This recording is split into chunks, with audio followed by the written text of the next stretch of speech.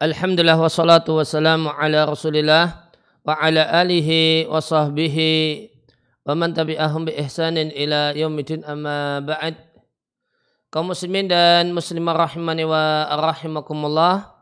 Kembali kita lanjutkan membaca dan mengkaji Al-Wasail Al-Mufidah lil Hayati Sa'idah karya Syekh Abdurrahman Ibn Nasir As-Sa'di rahimallahu ta'ala, dengan penjelasan dari Syekh Shalih Al-Utsaimin hafizallahu ta'ala wa wafaqahu.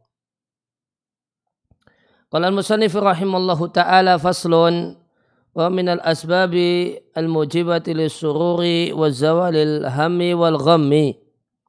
Maka di antara kiat yang membuahkan kegembiraan dan menghilangkan kegalauan dan kecemasan adalah berupaya menghilangkan sebab-sebab yang mendatangkan kegalauan.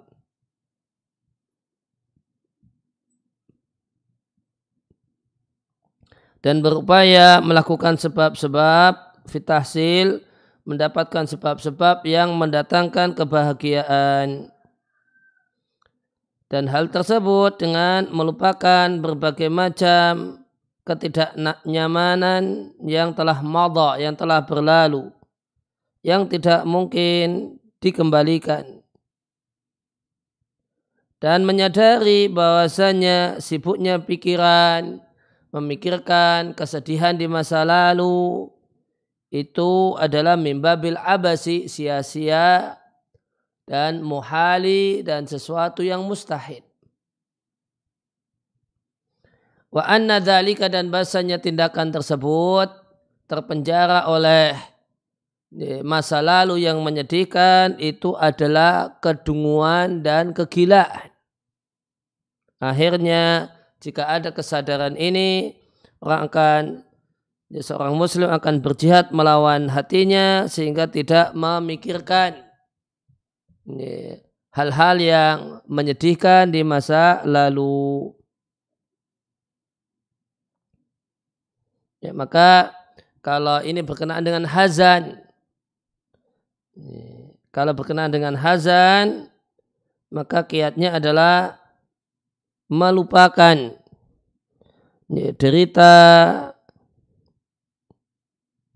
musibah yang telah berlalu. Dan kiat untuk melupakannya adalah menyadari bahwasanya menyibukkan pikiran dengan masa lalu itu satu hal yang di satu sisi sia-sia.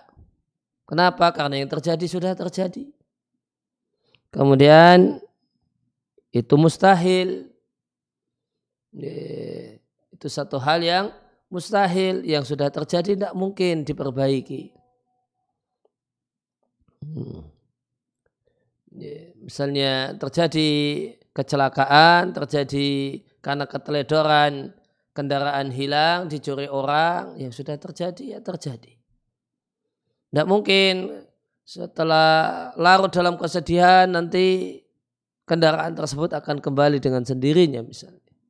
Maka itu satu hal yang mustahil. Nah, sudah tahu kalau mustahil, kok tetap saja dipikirkan. Nah, ini namanya dungu dan gila, ini namanya. Kalau ada telah timbul kesadaran ini, maka akan mampu untuk melupakan ma madha.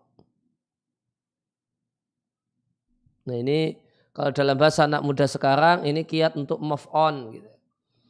Ya, move on dengan masa lalu, apa yang telah terjadi. Ya, maka caranya adalah lupakan. Ya, cara supaya bisa melupakan, sadari. Tidak manfaat pikiran disibukkan dengan hal itu. Wakadzalika, demikian juga kalau ini berkenaan dengan kecemasan untuk memikirkan sesuatu yang belum terjadi. Demikian juga selayaknya seorang muslim berjihad melawan hatinya supaya tidak cemas untuk menghadapi ma yastaqbiluhu, yang akan dihadapi. yang hal-hal yang mayastaqbil di masa depan mimma yatawahamuhu, yang itu merupakan sekedar anggapannya, ya, anggapan kalau nanti di masa depan akan fakir, ya, nanti akan takut dan wa ghairiha minal makarih, dan hal-hal yang buruk yang lainnya yang dikhayalkan akan terjadi di masa depan kehidupannya. Maka hendaklah disadari bahwasannya perkara yang akan terjadi di masa depan itu majhulun, itu tidak diketahui. Ma yaqa'u fiha, apa yang akan terjadi di masa depan, kita tidak tahu yang akan terjadi di masa depan itu khairin, kenikmatan, kesenangan, au syarrin, atau kejelekan, keburukan dan musibah. Yang akan terjadi adalah amalin, hal yang sesuai dengan harapan, atau alamin, hal-hal yang menyakitkan. Dan bahasanya masa depan, apa yang terjadi di masa depan itu di tangan Allah Al-Aziz Al-Hakim, zat yang maha perkasa, maha bijaksana, dan tidaklah syai'un sedikit pun di tangan hamba. Yang ada di tangan hamba, yang bisa dilakukan hamba adalah berupaya untuk mendapatkan kebaikan di masa depan dan mencegah bahaya dan keburukan di masa depan. Dan hendaklah hamba menyadari bahasanya dia jika dihabiskan pikirannya sehingga habis an qalaqihi, berisi cemas tentang masa depannya, watakala ala rabbikum, dan dia tawakal kepada Allah untuk memperbaikinya, ya, dengan melakukan step-step, langkah-langkah yang kita harapkan itu akan menyebabkan kita berjumpa dengan kebaikan di masa depan. Kemudian kita tenang ilaihi fidzalika, ya, kita menenangkan diri, tenang kepada Allah Subhanahu wa taala fidzalika, untuk melakukan perbaikan. Maka jika seorang muslim melakukan hal tersebut, maka hatinya akan tenang, baiklah keadaannya, dan hilanglah darinya kegalauan karena memikirkan sesuatu yang belum terjadi dan berbagai macam kecemasannya.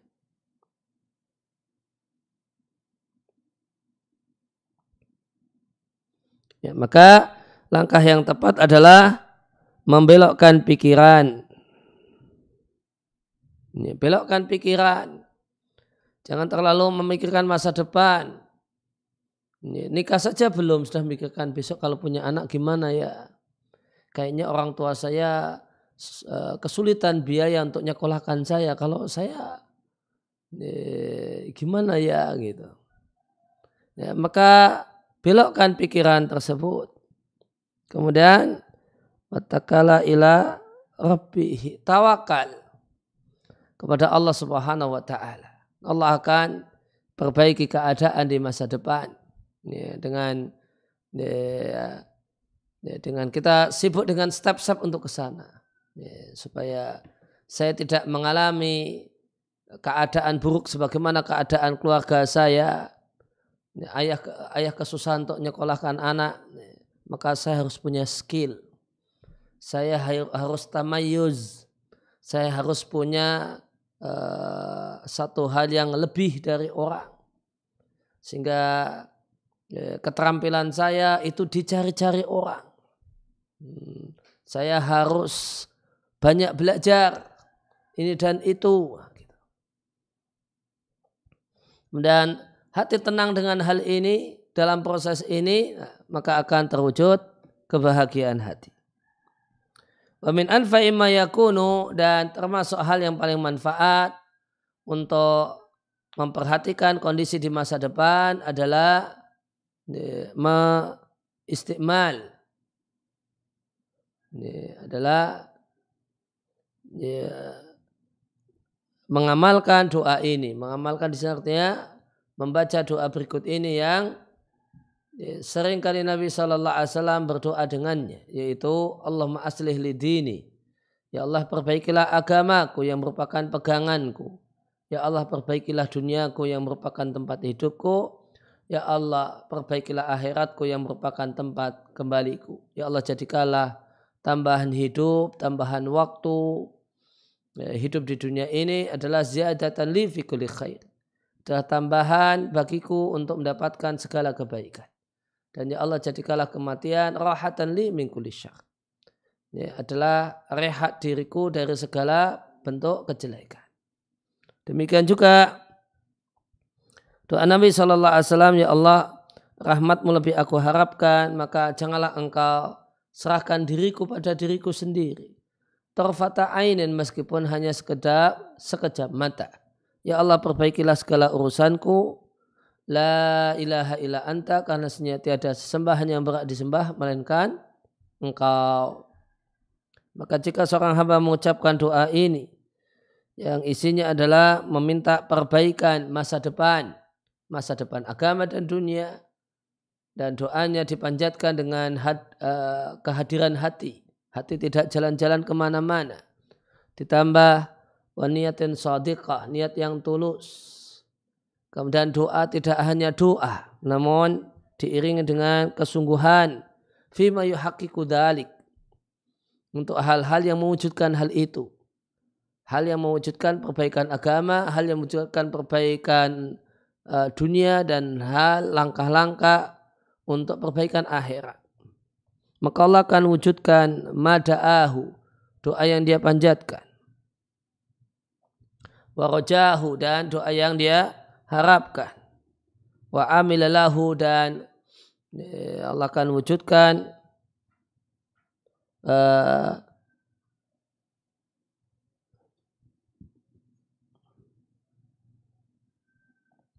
dan dia beramal untuk itu, maka hamnya, kegalauannya itu akan berubah menjadi kegembiraan dan kegembiraan. Qala syarih wa faqahullah, Musannif rahimallah menyebutkan di sini sebab ketujuh, kiat ketujuh untuk bisa meraih kebahagiaan. Yang ini, jika hati itu bahagia, maka akan membuahkan gembira dan hilangnya kegalauan dan kecemasan, yaitu berupaya untuk menghilangkan sebab-sebab yang mendatangkan alham, mendatangkan kegalauan, dan berupaya untuk memiliki sebab-sebab yang mendatangkan kegembiraan. Maka jika seorang hamba bersungguh-sungguh melakukan dua hal ini, melakukan sebab menghilangkan galaunya dan berupaya memiliki sebab-sebab yang mendatangkan kegembiraan, maka berarti dia telah menjaga dan mengontrol khawatirihi, lintasan pikirannya. Sehingga wahadal mawdi', sehingga poin ini adalah derivat dari bab hirasatul khawatiri, menjaga lintasan pikiran hati. Karena seorang manusia, seorang insan, jika dia mencegah sebab-sebab yang mendatangkan kegalauan dan dia mewujudkan sebab-sebab yang mendatangkan kegembiraan, wakana harison, dan dia seorang yang antusias untuk membentengi lintasan pikirannya untuk tidak peduli dengan sesuatu yang tidak manfaat. Wadhalika, dan hal tersebut yatamassalu, tergambar dengan melupakan hal-hal yang tidak menyenangkan yang telah terjadi. Allati la yumkinu radduha, yang tidak mungkin dikembalikan. Fa innal insana idza madha alaihi syai'un min qadarillahi, karena sesungguhnya manusia jika telah terjadi, telah berlalu suatu hal yang telah Allah takdirkan, maka dia tidak akan mampu mengembalikannya. Maka ketika seorang itu tetap memikirkan, maka pada saat itu ketika dia memikirkan takdir yang telah terjadi ini, maka ini mimbabil abath. Maka ini satu hal yang sia-sia dan mustahil. Dan ini adalah karakter memikirkan hal yang mustahil dan sia-sia, itu karakter orang yang tidak punya akal yang sempurna. Fayambari, maka sepatutnya seorang hamba berjihad melawan hatinya. Berjihad melawan hatinya untuk tidak memikirkan hal semacam ini. Sebagaimana sepatutnya dia berjihad melawan dirinya untuk tidak memikirkan perkara di masa depan yang tidak diketahui. Yang tidak diketahui apa yang akan terjadi di masa depan. Apakah kebaikan dan kesenangan ataukah kejelekan dan keburukan. Apakah sesuai dengan harapan dan cita-cita ataukah rasa sakit dan derita. Dan janganlah dia sengsarakan dirinya dengan memikirkan masa depan yang tidak diketahui. Masa depan yang itu semuanya gelap.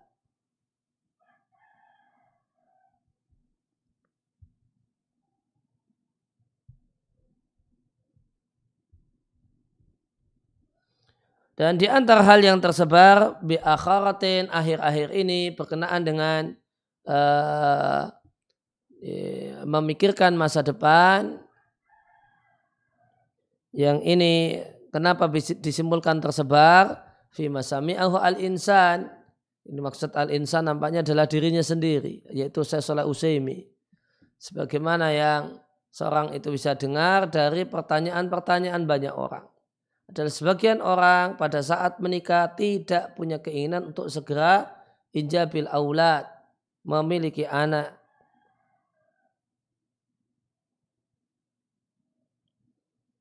Fayaghlibu alaihim al-amru,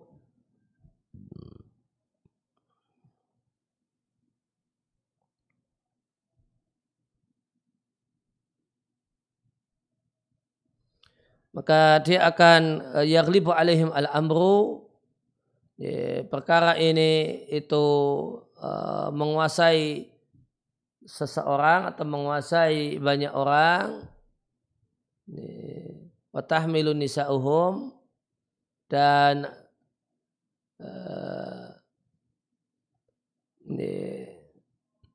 mungkin istrinya hamil, kemudian dia taghlibu alaihim al-amru, dia tersibukkan dengan hal semacam itu. Maka datanglah nas'alullah salamah, datanglah orang yang minta fatwa kepada Anda li ajli isqatil janin, dalam rangka menggugurkan, mengaborsi janin. Berarti tahmilnya hamil, betul, hamil. Fa yaghlibu alaihi al-amru, yaghlibu alaihi al-amru, itu berarti tidak sesuai harapan. Jadi harapannya habis nikah itu tidak langsung hamil. Ternyata dia kalah. Ternyata si suami kalah, akhirnya istrinya kalah sehingga istrinya hamil. Akhirnya datang minta fatwa. Gimana hukum menggugurkan janin? Karena dia beranggapan dalam klaimnya bahwasanya rubama boleh jadi tidak akan nyaman kehidupannya antara dirinya dengan istrinya. Nanti kalau sudah ada anak, ya nanti tidak bisa lagi manja-manja, harmonis sebagaimana mantan anyar. Maka pada saat itu besarlah kegalauannya karena kehadiran calon anak ini yang sudah jadi janin di perut istrinya. Maka ini semua bagian dari berburuk sangka kepada Allah Azza wa Jalla. Ya, maka siapa yang berburuk sangka kepada Rabbnya Subhanahu wa Ta'ala, Allah akan berikan balasan kepadanya sesuai dengan sangkaannya. Kemudian min jumlati dzalika, bagian dari hal tersebut kegalauan memikirkan masa depan, terganggunya lintasan, banyak orang terganggu karena lintasan pikiran berkenaan dengan masalah rizki, yang dalam bahasa kontemporer disebut dengan masalah ekonomi. Fa inna hadzal amra, maka masalah rizki dan ekonomi bihamdillah tidak diserahkan kepada makhluk, namun langsung diurusi oleh Ar-Rabb Subhanahu wa ta'ala. Karena zat yang menciptakan makhluk, dialah yang memberikan rezeki kepada makhluk. Sebagaimana firman Allah Subhanahu wa ta'ala, Innallaha razaqu dzul quwwatil matin. Allah adalah zat yang pemberi rezeki dan pemilik kekuatan yang besar. Dan sungguh sudah banyak manusia yang hidup berabad-abad dengan rezeki Allah Subhanahu wa ta'ala. Dan Allah Azza wa Jalla tidaklah menyerahkan sekalipun rezeki satupun makhluk kepada satupun makhluk. Maka apa yang kita dengar dari sebagian orang yang didatangkan, sebagian informasi yang didatangkan dari bangsa-bangsa kafir tentang banyaknya jumlah penduduk dunia dan berkurangnya sumber-sumber rizki, sumber daya alam yang ada di dunia. Sehingga wa'anal alama, dan bahasanya dunia itu mukbilun, sedang datang berproses ala maja'atin, untuk terjadi kelaparan mendunia.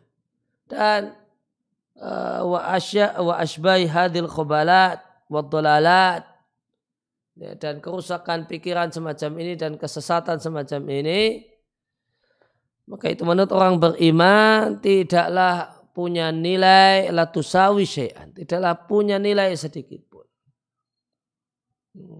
dan tidak akan menggerakkan dan menggoncangkannya untuk memberikan perhatian kepada Rabbnya, untuk ibadah kepada Rabbnya sedikit pun.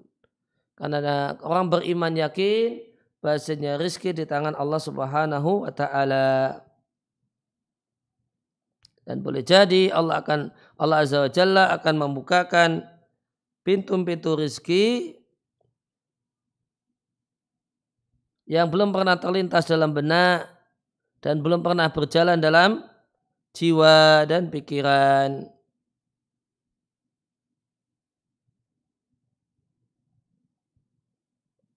Ada kosakata khubal, pastikan khubal bisa maknanya nukson, kekurangan, racun yang membunuh, kebinasaan, kehancuran. Atau yang tepat ini ikhtilalul akli, akal yang tidak beres.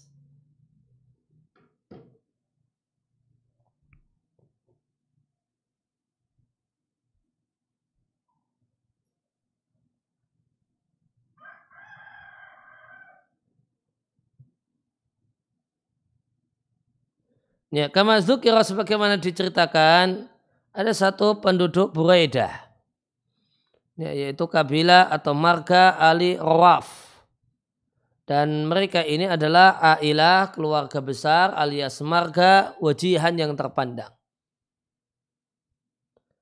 Ya, salah satu dari marga ini melihat dalam mimpi bahasanya rizkinya ada di negeri Syam. Ya, maka dia pun membawa dirinya di atas kendaraannya ke negeri Syam. Tawajjaha, pergi menuju ilaiha, negeri Syam, berharap dia akan jumpai untuknya salah satu pintu rizki di negeri Syam. Maka dia tetap bertahan di negeri Syam selama beberapa waktu lamanya dalam keadaan sedih, dalam keadaan galau tentang masa depannya, dan galau tentang hal yang sedang dijalani. Karena dia tidak jumpai benarnya apa yang dia lihat dalam mimpinya, bahasanya rezekinya ada di negeri Syam. Wa bainama, pada saat dia zatu maratin, satu ketika dia duduk ala talin, di atas bukit, bidahiri Dimashq, di bagian atas kota Damaskus. Tal itu bukit.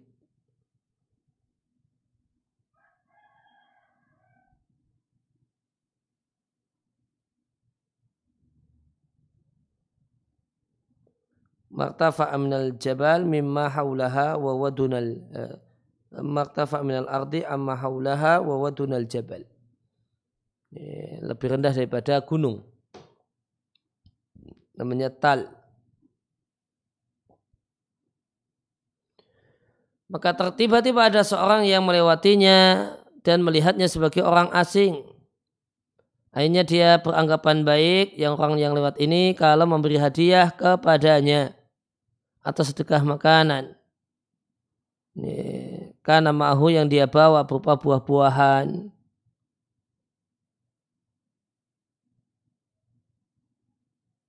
Yang bisa makanan tersebut yang zilubihi bisa dibawa turun ke Dimash, ke kota Damaskus untuk dijual. Akhirnya orang yang lewat tadi mengucapkan salam kepadanya dan meletakkan sesuatu di dekatnya. Kemudian pergi. Falamma raja'a ila tariqihi,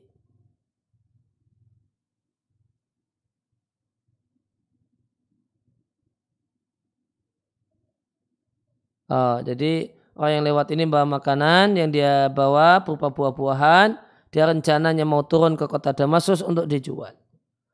Maka dia ucapkan salam kepada orang Buraidah tadi. Dia letakkan di dekatnya sebagian dari barang bawaannya, kemudian dia pergi. Falamma raja'a ila tariqi, tatkala kembali dari jalannya, setelah selesai urusan di Damaskus, ba'da bai', setelah dia jual barang dagangannya, dia kembali lewat jalan yang sama, dia jumpai orang yang duduk ini, lam yusyik syai'an mimma wada'ahu baina yadayhi, tidak menikmati sedikit pun makanan yang telah diletakkan di hadapannya. Akhirnya orang yang lewat tadi duduk, mendekatinya dan menanyai keadaannya. Maka orang yang duduk tadi pun menjelaskan keadaannya dan mengadukan urusannya. Bagaimanakah dia telah tinggalkan negerinya itu Buraidah dalam rangka mimpi yang dia lihat untuk mencari rezekinya. Ya, bahasanya rezekinya di Syam.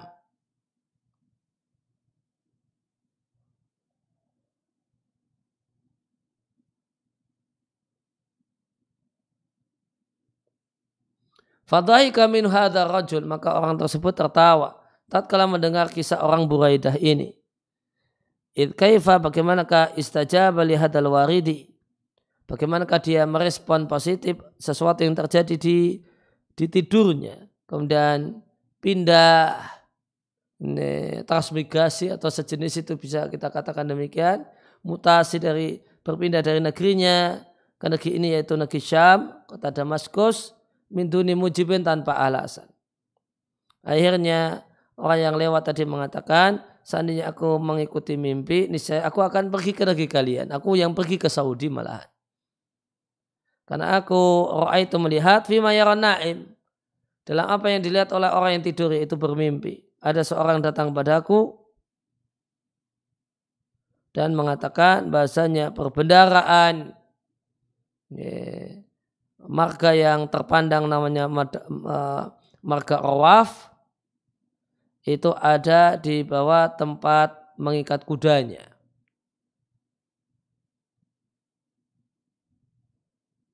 Itu di bawah marbat warasihi, tempat ikatan kudanya, tempat kandang kudanya. Dan orang Damaskus yang cerita ini tidak mengetahui bahasanya orang yang dia ajak obrol itu bagian dari marga Rawaf.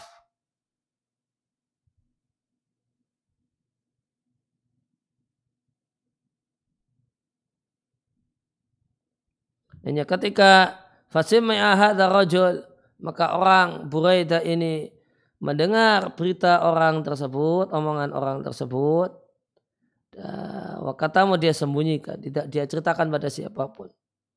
Akhirnya wa kharaja min sa'atihi, di waktu itu dia langsung keluar atau berangkat menuju negerinya di Arab Saudi, di Buraidah. Akhirnya dia mendatangi tempat kandang kuda, kemudian dia membuat galian, maka dia jumpai ada simpanan harta yang dipendam oleh salah satu dari nenek moyangnya di tanahnya. Maka betul rezekinya ada di Damaskus, di Syam. Rezekinya adalah ketemu orang Damaskus yang mimpi. Kalau di bawah kandang kuda marga Rawaf itu ada simpanan harta.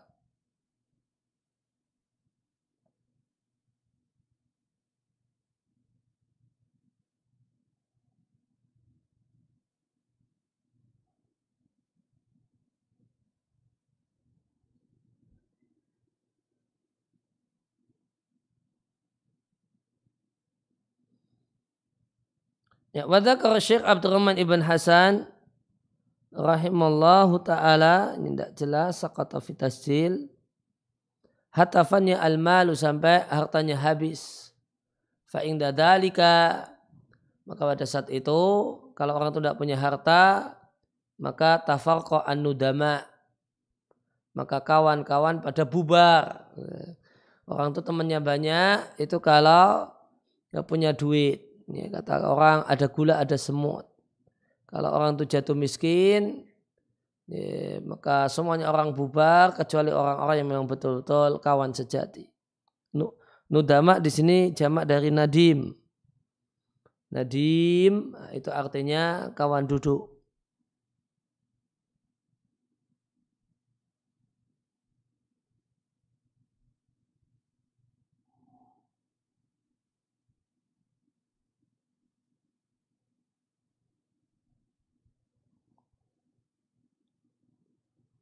Nadim bentuk jamannya nudama, nadama maknanya adalah al-musahib ala syarab. Nah, teman minum, teman ngeteh, teman ngopi. Al-musamir begadang di malam hari. Teman kongkong-kongkong, ngopi-ngopi, ngeteh-ngeteh bareng sambil ngobrol di malam hari. Namanya nadim. Wahajaru anna, sudah banyak orang meninggalkannya.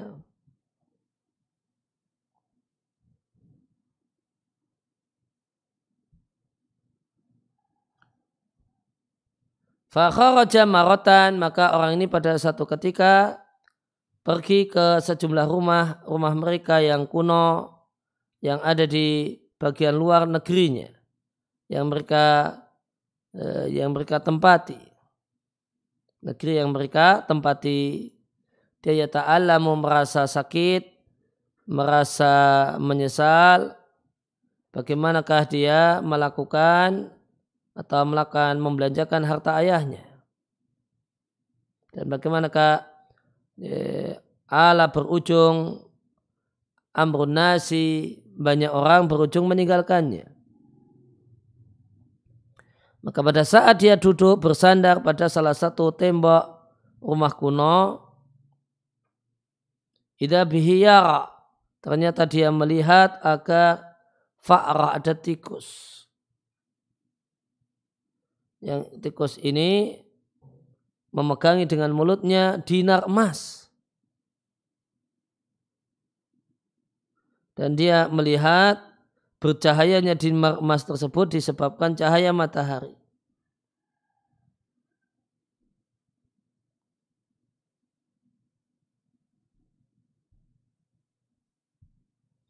Fafariha, maka dia pun bergembira karena melihat uang dinar terbuat dari emas. Maka dia kejar tikus itu, tikusnya masuk ke dalam liang, maka dia enggan kecuali menggali. Lantas dia dengan semangat menggali liang tikus itu untuk menyelamatkan satu keping dinar yang ada di mulut si tikus. Falamma, tatkala dia gali di liang tikus, ternyata ada tumpuan dinar emas yang dulu ayahnya meletakkannya di tempat itu. Nah, ini contoh-contoh rezeki Allah yang tidak terduga. Maka lihatlah rezeki Allah Subhanahu wa taala.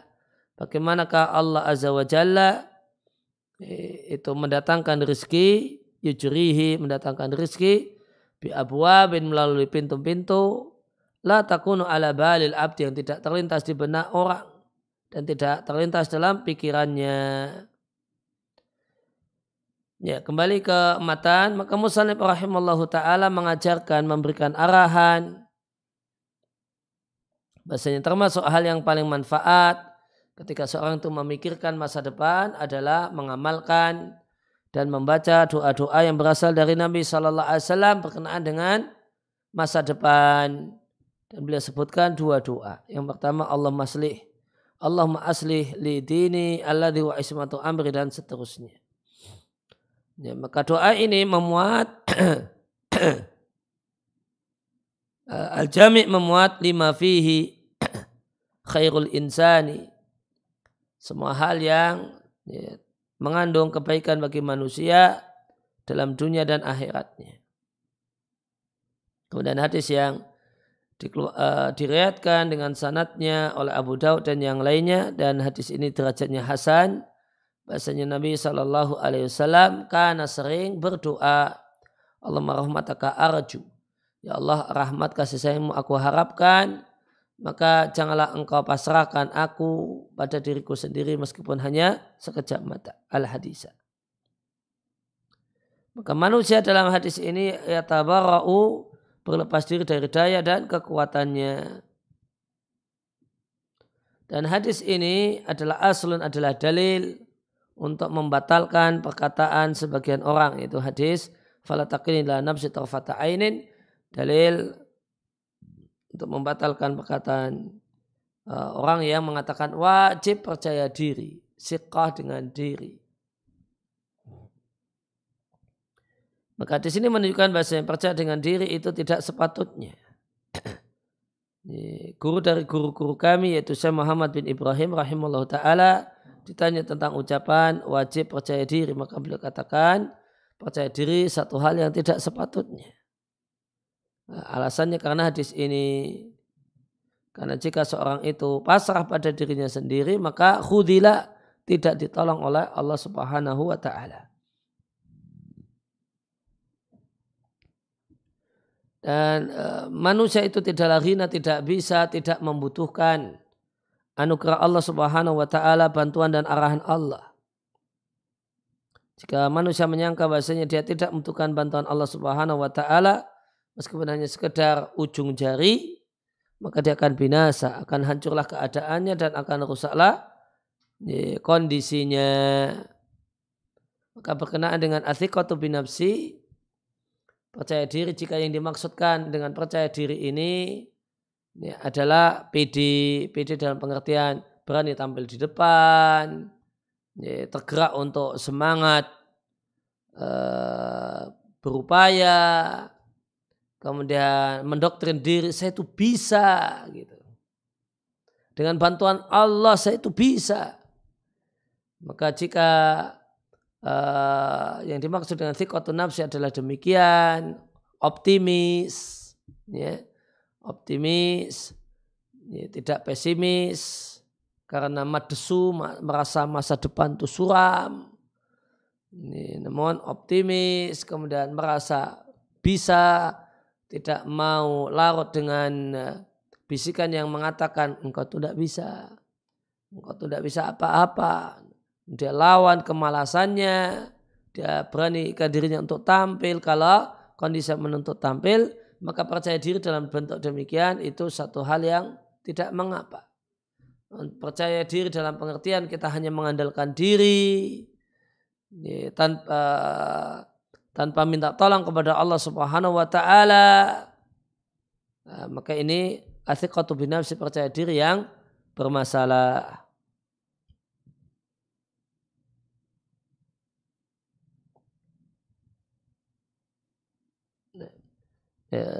Sebagai keterangan tambahan ingin saya bacakan syarah untuk hadis Allahumma aslih li dini alladhi huwa ismatu amri.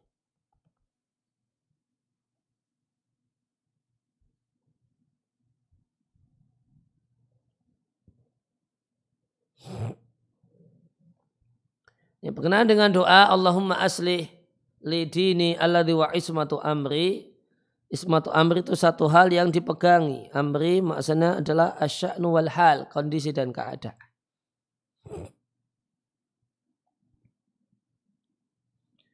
Maka dalam doa ini Nabi mengajarkan kita untuk berdoa dengan perbaikan agama terlebih dahulu. Karena baiknya agama adalah a'dhamul maqasidi, tujuan yang paling penting. Wa ahamul matalibi, cita-cita yang paling urgen. Karena siapa yang rusak agamanya, maka dia menyesal dan rugi dunia akhirat.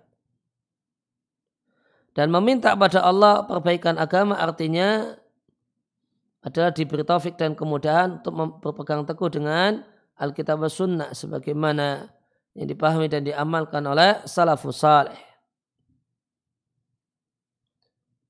Dan baiknya agama atau berpegang teguh dengan Kitab wa Sunnah sesuai dengan pemahaman dan praktek salafus saleh intinya adalah 2 poin besar: ikhlas karena Allah dalam semua ibadah, meneladani Rasulullah Sallallahu Alaihi Wasallam. Artinya berupaya agar amal-amal ibadahnya adalah khalisan sawaban, ikhlas karena Allah dan benar sesuai dengan tuntunan Nabi. Maka memegangi 2 poin ini adalah pegangan seorang hamba dari segala kejelekan, sebab-sebabnya dan dampaknya dan kesudahannya, dan dari berbagai macam godaan yang menyesatkan dan berbagai macam kesesatan yang merusak agama dan dunia.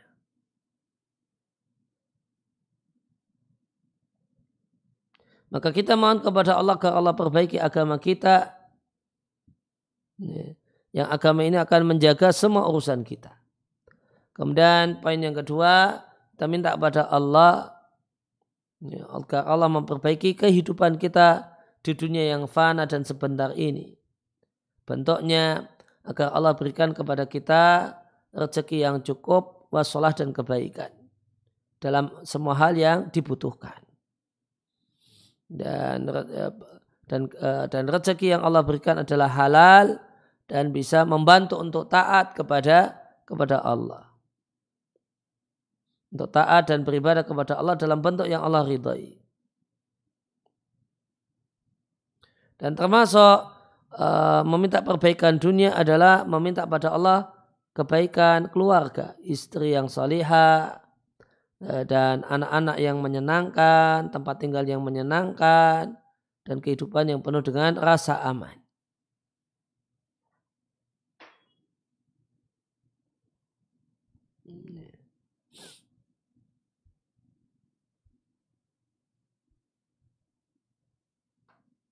Kemudian yang ketiga, meminta perbaikan akhirat yang merupakan tempat kembaliku. Artinya Allah berikanlah aku taufik, kemudian untuk melakukan amal saleh yang engkau ridai dan senantiasa taat kepadamu, dan beri aku taufik untuk husnul khatimah sehingga aku kembali kepadamu pada hari kiamat, sehingga aku beruntung mendapatkan surga.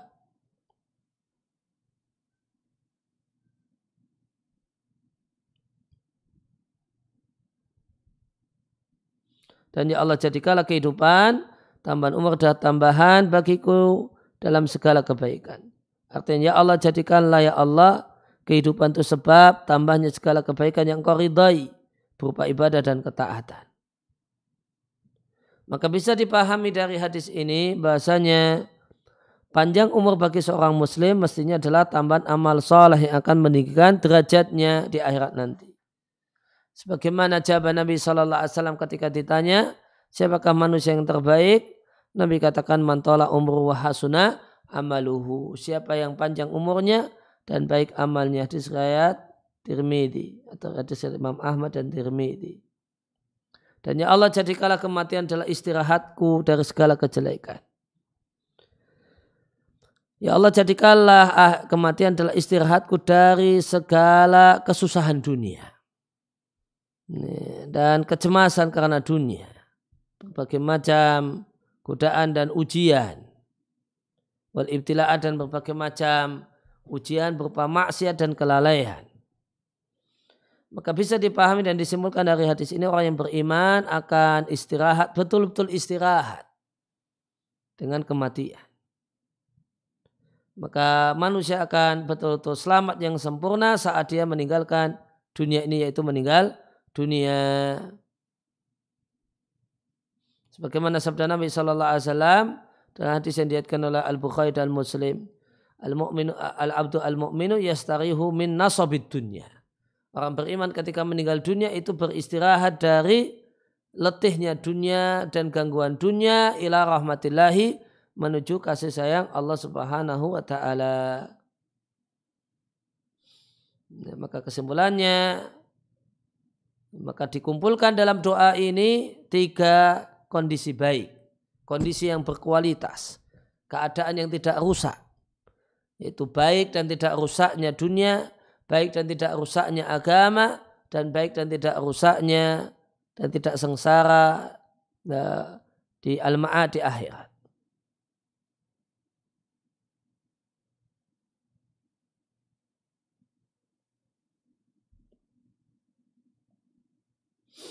Wa hiya usulu makarimil akhlaq allati bu'itha liitmamiha.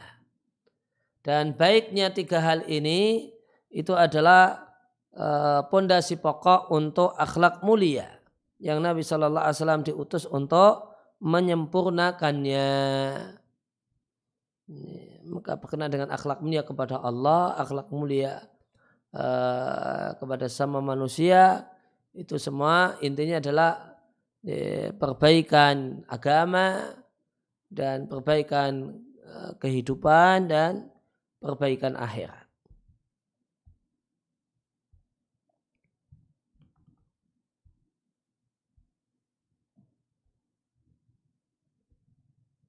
Ya, kemudian kiat selanjutnya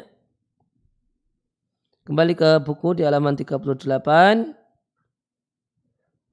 Qala al-musannif rahimallahu taala faslun, termasuk sebab yang paling manfaat untuk menghilangkan kecemasan dan kegalauan ketika seorang hamba mengalami syai'un minan nakabat, satu kesusahan. Ini khusus ketika seorang itu kiat berkenaan dengan mendapatkan kesusahan dan musibah. Adalah ketika kesusahan itu terjadi, berupaya untuk meminimalkannya sebisa mungkin. Cara meminimalisir adalah dengan mengandai-andaikan kemungkinan buruk, kemungkinan yang paling buruk, allati yantahi ilaihi al-amru, yang akan jadi titik dan ujung dari kondisi sekarang. Kemudian dia siapkan diri untuk menghadapi hal itu. Maka jika seorang melakukan hal ini, maka adalah dia berupaya untuk meminimalisir yang mungkin diminimalisir sesuai dengan kemampuan. Fabihada tautin, maka dengan dia siapkan diri dan dengan usaha yang manfaat ini akan hilanglah galaunya dan kecemasannya.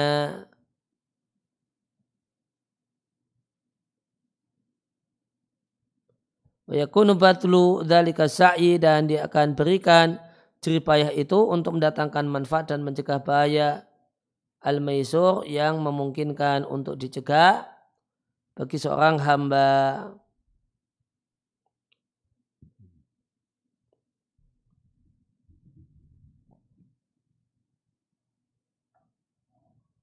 Kemudian maka jika menimpa seorang hamba asbabul khaufi, sebab-sebab ketakutan, sebab-sebab sakit, sebab-sebab kefakiran dan ketiadaan harta, atau ketiadaan lima yuhibbuhu, ketiadaan hal yang dia cintai, minal mahbubatil mutanawwi'ah, yaitu berbagai hal yang dia sukai yang itu beraneka ragam.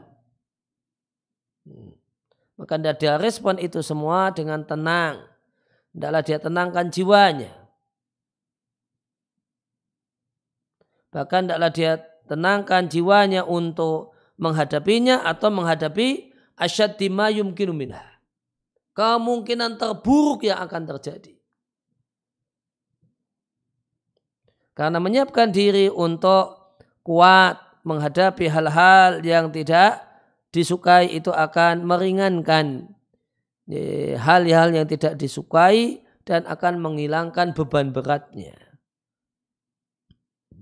Khususan terutama jika dia menyibukkan dirinya dengan mencegahnya sesuai dengan kemampuannya. Maka terkumpul dalam dirinya kesiapan jiwa, kemudian ditambah usaha yang manfaat, alladzi yasghal, yang menyibukkannya sehingga tidak ihtimam, tidak perhatian dengan musibah. Dan dia lawan di jiwanya dan dirinya untuk memperbarui kekuatan melawan hal-hal yang tidak disukai. Dan ini diiringi dengan bersandarnya hati kepada Allah dan percaya dengan baik kepada Allah Subhanahu wa ta'ala. Jadi maka misalnya ada sebab-sebab ketakutan. Sebab-sebab ketakutan, contohnya tersebarnya wabah corona, ini sebab ketakutan. Maka apa?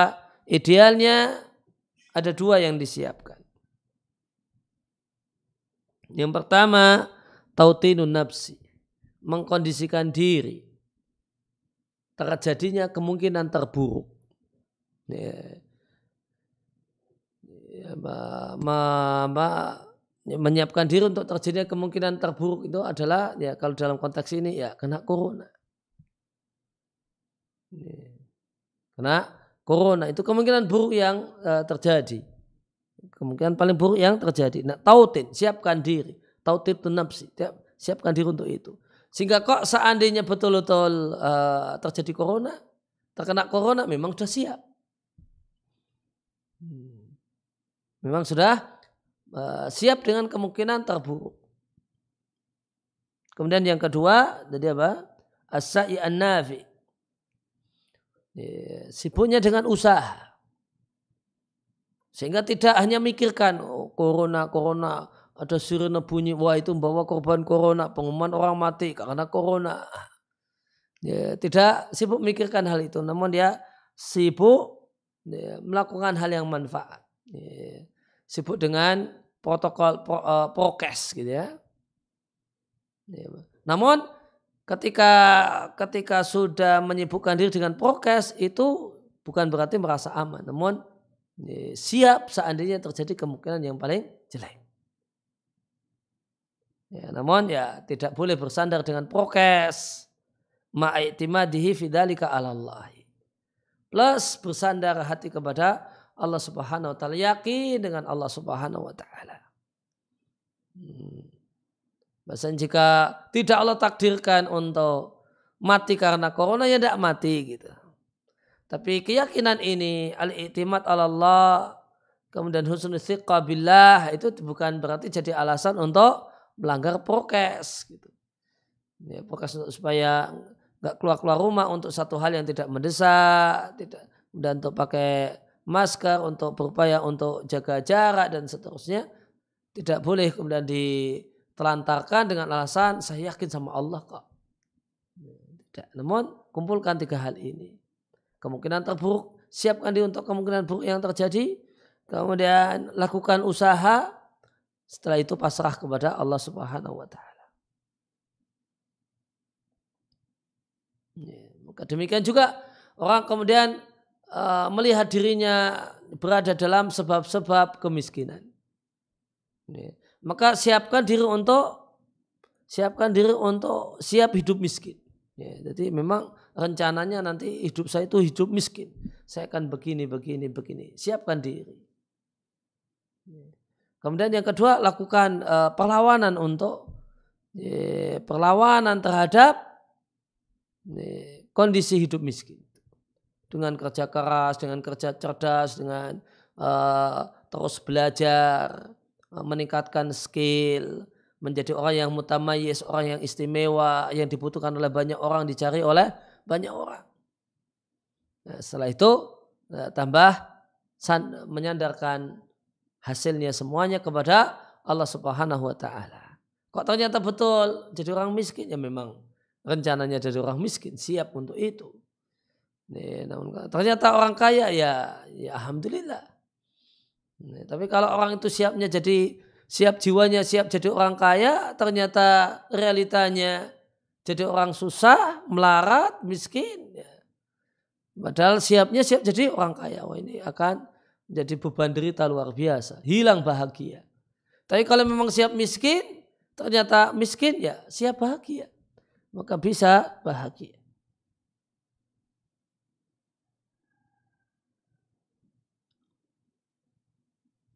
Ya, wala raibat adalah diragukan. Bahasanya ana li hadil umuri. Bahasanya perkara ini memiliki faedah yang luar biasa untuk mendapatkan gembira dan lapangnya dada, diiringi dengan apa yang diharapkan oleh seorang hamba berupa balasan yang segera di dunia dan yang tertunda di akhirat. Dan kiat ini satu hal yang bisa dibuktikan dan bisa disaksikan dan memang sudah dibuktikan. Bahwa qa'i'uhu dan kejadiannya itu dari orang yang telah mencobanya itu sangat banyak sekali. Qala syarih wafaqahullah, disebutkan oleh musannif rahimahullah ta'ala di sini sebab ke-8 untuk bisa meraih hidup bahagia. Itu seorang berupaya untuk membiasakan diri, membayangkan mayanta ilai al-amru minan royah, titik dari perkara yang sedang dia hadapi. Kemudian dia siapkan diri untuk menyikapi apa yang akan dia hadapi, yang akan terjadi pada saat itu. Maka jika seorang itu telah melatih dirinya dengan latihan semacam ini, maka ada pada dirinya kemampuan untuk bersabar, ihtimal di sini artinya bersabar. Bersabar menghadapi al-waridat, hal yang terjadi.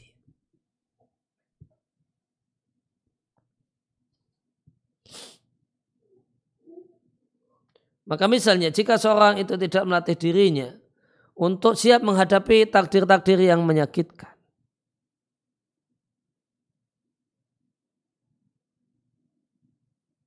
tidak menyiapkan diri dalam menghadapi takdir yang menyakitkan untuk bersabar menghadapi takdir yang sedikit menyakitkan, maka dia tidak akan mampu untuk menyiapkan diri bersabar untuk menghadapi takdir yang besar rasa sakitnya. Dan siapa yang tidak menyiapkan dirinya untuk bersabar ketika telapak kakinya terpleset, fa inna la yaqdir, maka dia tidak akan mampu bersabar untuk rasa sakit yang jauh lebih besar.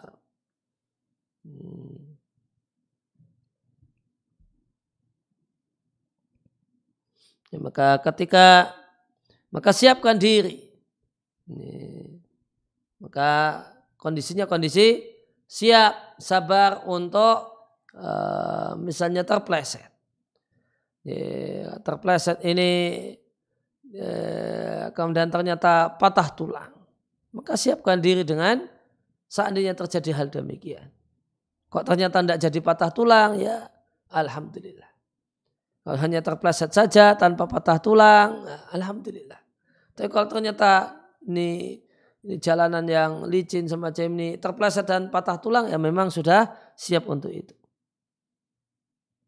Maka hendaknya seorang itu menyiapkan diri untuk bisa menyabarkan dirinya menghadapi hal-hal yang remeh.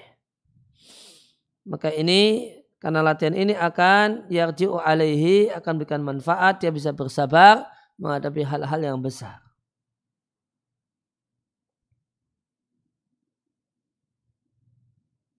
Maka sepatutnya seorang itu min da'abil abdi, menjadi kebiasaan seorang hamba jika kepukul jarinya kena palu atau terpeleset kaki telapak kakinya atau irtatoma ra'suhu,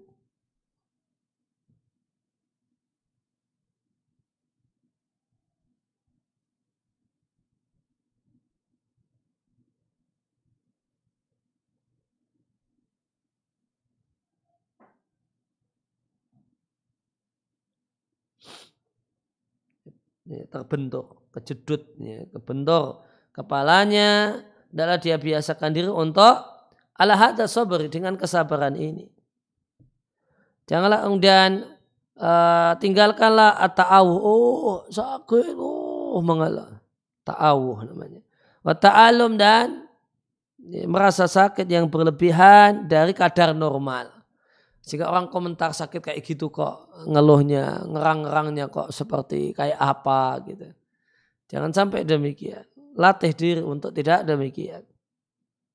Sehingga jika ini terlatih dengan kesulitan-kesulitan yang kecil semacam ini, maka jika terjadi waridun azimun, sesuatu yang terjadi dan itu besar, maka ada pada dirinya kemampuan kejiwaan yang dengannya dia mampu untuk memikul dan menghadapi beban berat ini.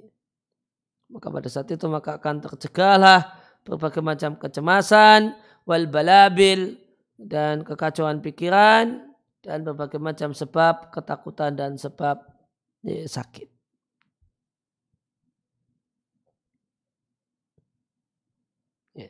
Maka kalau di matan sebenarnya disampaikan di antara kiat untuk ketika kiat untuk hidup bahagia adalah ketika terjadi hal yang atau hal-hal yang menimbulkan keburukan, maka siapkan kondisi yang terburuk. Dan cara menyiapkan kondisi yang terburuk tadi kata Syaikh Utsaimin dengan berlatih untuk bersabar dalam kondisi-kondisi sulit yang ringan. Berlatih untuk tidak berkeluh kesah untuk kondisi-kondisi yang ringan. Kalau cuma sakit kepala biasakan untuk tidak ngeluh. Mencret ya biasakan untuk tidak ngeluh. Sehingga ketika terjadi hal yang lebih berat, stroke, lumpuh misalnya, maka lumpuh total karena stroke atau lumpuh separuh badan karena stroke, siap karena memang sudah terlatih dengan hal-hal yang kemungkinan takdir-takdir atau keadaan-keadaan yang kurang menyenangkan. Demikian juga berkenaan dengan yuqaddir aswa'al ihtimalat. Berkenaan dengan memperkirakan kemungkinan yang lebih jelek. Meskipun ini tidak sama dengan poin yang ke-8 ini. Maka di antara kiat supaya kita bisa lebih nyaman dalam hidup adalah ketika terjadi musibah, maka kita berandai-andai kemungkinan yang lebih jelek yang ternyata tidak terjadi. Ketika terjadi rumah kebobolan maling, ada yang dibawa oleh maling, maka kita katakan, bahasanya ya cuma kehilangan harta, tidak apa-apa, nanti bisa dicari lagi. Alhamdulillah semuanya sehat, malingnya tidak ada yang melakukan tindakan terhadap nyawa kita. Kita semua sekeluarga masih lengkap, suami istri, anak-anak, dan ini digondol maling, duitnya, emasnya digondol maling, ya enggak apa-apa, nanti bisa dicari lagi. Jadi perkirakan dengan keadaan yang lebih buruk, dan itu tidak terjadi, maka itu bikin hati nyaman, dan hati tidak terlalu kepikiran ketika terjadi kecelakaan lalu lintas. Alhamdulillah cuma lecet-lecet, enggak patah tulang, enggak gegar otak, ya nanti cuma lecet-lecet, nanti kalau paling-paling nanti malam cuma pegel-pegel gitu dampaknya. Namun enggak harus pakai patah tulang sehingga harus digips dan sebagainya. Nah, ternyata yang terjadi cuma hanya seperti ini. Alhamdulillah masih nikmat Allah Subhanahu wa taala. Maka dengan yuqaddir aswa'al ihtimalat, membayangkan kondisi yang paling jelek yang itu tidak terjadi, maka itu juga bisa menjadi meringankan beban berat kita. Tapi ini bukan poin yang ke-8 yang disampaikan oleh Ibnu Sa'di, karena yang beliau sampaikan adalah memperkirakan kemungkinan buruk yang paling jelek yang akan jadi ujung dari hal ini. Ada wabah corona, kemungkinan yang paling jelek kita akan kehilangan orang-orang yang kita cintai. Sudah siapkan diri. Kita akan kehilangan, boleh jadi ayah, boleh jadi ibu, boleh jadi keluarga dekat. Itu kemungkinan buruk yang paling mungkin terjadi saat terjadi wabah ini. Nah, siapkan untuk itu. Siapkan diri untuk hal itu. Nanti kita akan banyak kehilangan orang-orang yang kita cintai. Ketika ini disiapkan, maka ketika memang betul terjadi, siap. Kalau tidak terjadi, ya alhamdulillah. Ya demikian yang dibaca dalam kesempatan kali ini. Wassallallahu ala nabiyina Muhammadin wa ala alihi wasallam wa aruda'ana alhamdulillahi rabbil alamin. Fi soal? Subhanakallahumma bihamdika asyhadu an la ilaha illa anta astaghfiruka wa atubu ilaik.